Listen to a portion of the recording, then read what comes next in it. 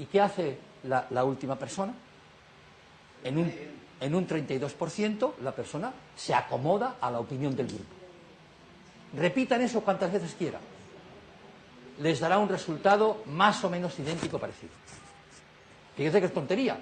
Bueno, pues con estas dos cartulinas, Solomon Asch pone patas arriba una epistemología individualista. Pone patas arriba la idea de que si tomamos en consideración solo a la persona, no podemos decir cuál es el comportamiento. Solo con la persona no nos vale.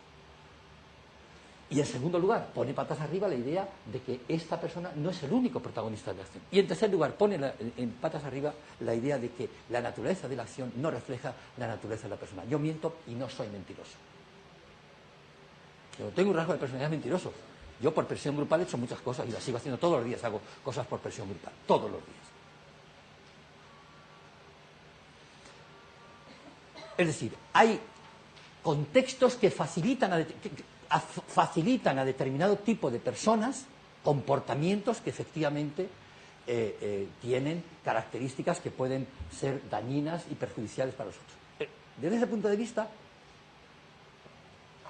podríamos decir, Lidia, y ahí voy. Hay personas que son especialmente vulnerables, que puestas en determinados contextos, la vulnerabilidad se multiplica por X. Y esas mismas personas, vulnerables ¿a qué? A la violencia, en este caso concreto. Puestos en otros contextos, la vulnerabilidad que hace se frena.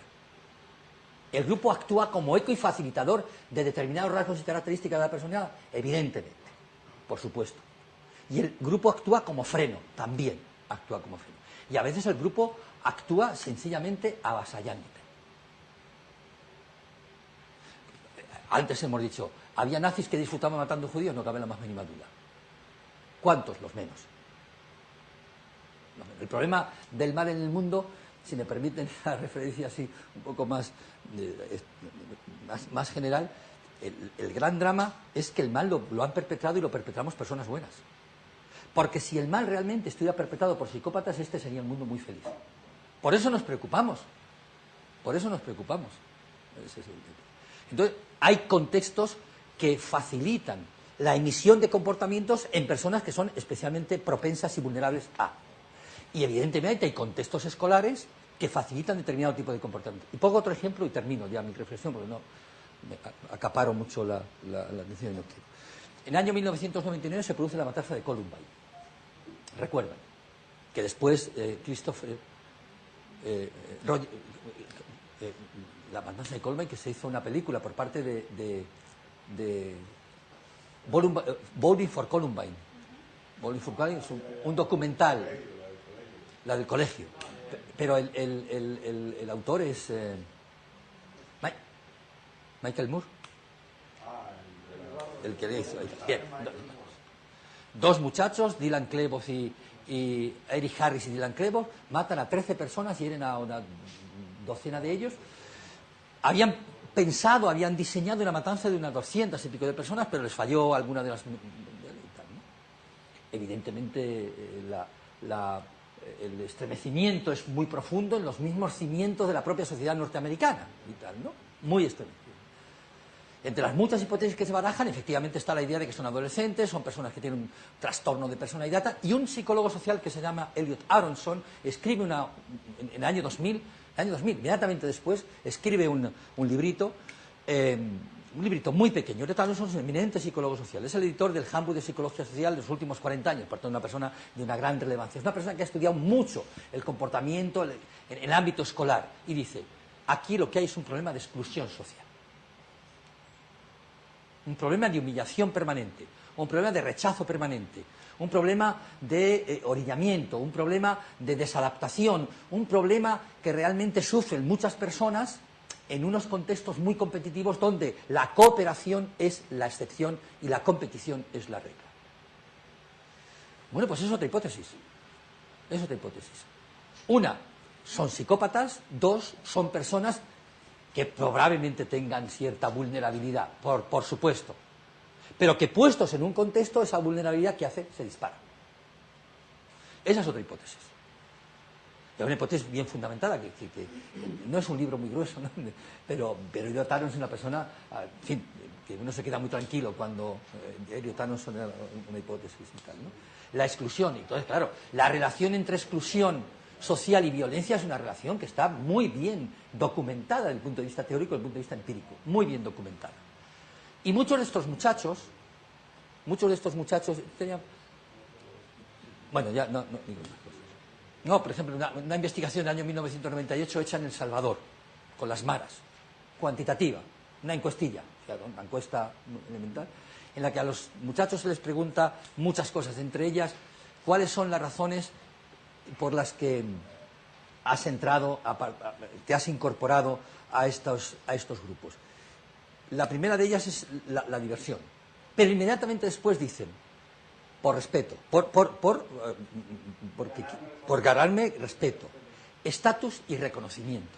Y esas son cosas psicológicamente, ¿verdad, María? Incuestionables desde el punto de vista psicosocial.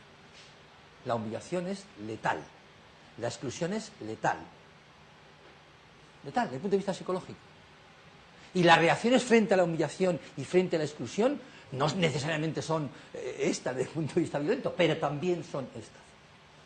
También son estas. Entonces, si tú coges a una persona vulnerable y la metes dentro de un determinado clima grupal, evidentemente esa vulnerabilidad que hace se multiplica por muchos. Y si la metes dentro de otro contexto grupal, esa vulnerabilidad se retrotrae, esa vulnerabilidad se frena.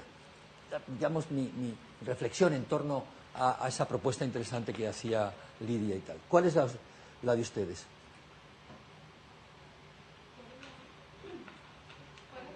No, ¿cuál es? Es la reflexión que yo hacía a tu también propuesta y tal. Yo les preguntaba cuál es la de ustedes. Lidia, ¿tú tenías alguna o simplemente los datos que tú vas a...? El camino de la investigación nos está contando eso, que deberíamos mirar el bullying como algo que sucede dentro del grupo y no fuera de él. Y que todos estos factores que hemos estudiado son más factores de riesgo o que deberíamos mirar los factores protectores para que aparezca o no aparezca, que las variables individuales no son determinantes, las variables familiares no son determinantes, sino ahí parece que es un tema de la relación y lo estamos conceptualizando así. Estupendo, sí, va por ahí. Entonces podríamos decir, efectivamente, el grupo, ya que estamos hablando en este tipo de términos, es un contexto, es un clima que a veces sirve para, tú lo decías antes, para restringir, no, ¿cómo decías? A veces lo que el grupo hace es frenar y otras veces ampliar, actúa como eco. Y ahí la idea que manejamos el día 30 una jornada sobre educación en Barranquilla, ¿no? En el Hotel El Prado. Y hablábamos un poco del tema de la convivencia. La convivencia es un clima. La convivencia se facilita con determinado tipo de climas. El clima es algo que nos rodea. La convivencia se facilita con el respeto, se facilita con la tolerancia, la convivencia se facilita con la independencia, la tolerancia se facilita con el respeto a las convicciones que las personas tienen.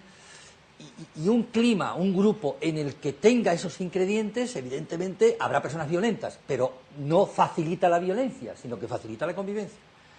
Y un grupo, una comunidad o una sociedad que tenga los ingredientes de presión grupal, además 3 o 4, si no hace falta mucho, presión grupal, es decir, el castigo de la independencia, es decir, la idea de que todas las personas tienen que opinar de la misma manera, y hay una presión, y hay una enorme preocupación por parte del sujeto para someterse a la presión grupal, que esté sometido a una estructura de autoridad, es decir, que la obediencia sea un elemento fundamental. En tercer lugar, en el que la responsabilidad del sujeto quede diluida dentro del grupo, el que el sujeto no tenga que responder personalmente por las acciones que hace, que comete. En los grupos de eso sucede eso, en la masa sucede eso, en el ejército sucede eso, en los grupos terroristas sucede eso. Donde existan unos valores, una ideología fuertemente implantada, que tenga que ser necesariamente, digamos, aceptada por todo el mundo. Y si ya es una ideología de la exclusión, del etnocentrismo, definida en términos endogrupo y exogrupo, pues ya lo tenemos todo. ¿Para qué? Para una catástrofe definitiva. A veces es necesario un elemento, la obediencia a la autoridad.